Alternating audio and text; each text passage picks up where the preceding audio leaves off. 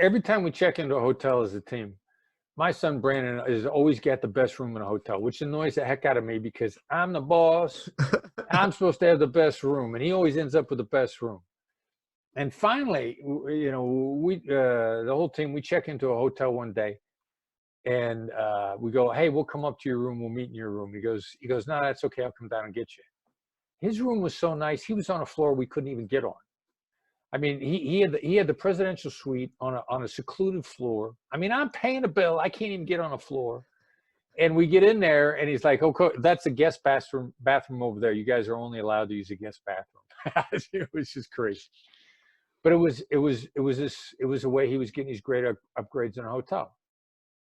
And every hotel you check into, there's something they could do for you, even if they don't have upgrades. Like they can give you extra points. You know, everybody at a hotel front desk has been given a certain latitude to instantly make a customer happy. They got throwaways. You know, one day I was talking to a hotel, they're out of suites, they're out of this, they're out of that.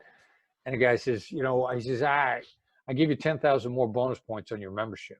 And I'm like, wow, that makes all the sense in the world. You guys got to have that latitude. You don't tell anybody because most people don't tell you, they don't make you feel like it. So Brandon's doing the same thing with the hotels. He walks up to the front desk clerk and he says, I'm getting ready to make your day horrible. And you just watch them fall. I mean, it's, oh God.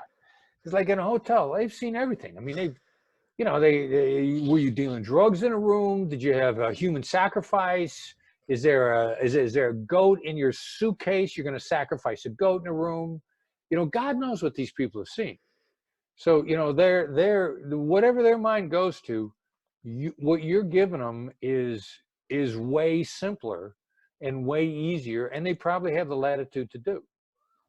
And, you know, we walk them through the same 3 steps, you know, reset their expectations. You know, everybody's got an amygdala. The amygdala is negative. You give that amygdala just enough time to kick into gear, think up horrible things. You know, you just watch them melt. But, you know, the thing is, you know where you're going to leave them when you're done. Inside of 3 minutes, they're going to feel great about themselves, probably better than they felt all day. And I'm not going to deny them that. And then we walk them through, you know, I'm self-centered, you know, I'm a traveler who wants stuff he's not entitled to. You know, what are the things that are going to go through their mind when you make your ask? All these things are eminently predictable. All the things we would want to deny. You know, I don't want you to think I'm another self-centered traveler. You know, what would you want to deny? Just lay it out, bang, bang, bang. And then the last move is the how question. It's very deferential. It tees things up in a delightful way. It's not an attack. Your tone of voice has got to be good. And you tee it up with a how question. It's kind of like a bank shot in pool, you know, billiards, you know, whatever you call that game. And you're gonna deactivate the last negative emotion. The last negative emotion that they're gonna think if they give you that what you want is somebody's gonna get mad at them. You know, how mad are these people gonna be at you if you do this for me? I had one hotel I did this in Atlanta recently. The young lady says, I don't have the latitude to do that. My manager does.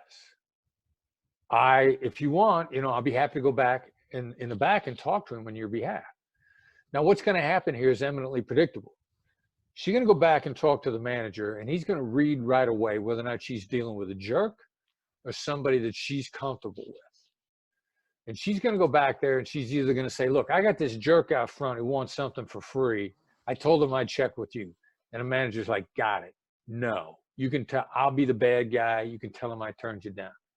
Or she's going to go back out. She's going to say, hey, you know what? There's this guy out here. He ain't a bad guy. You know, and he's just, you know, we got suites that are open.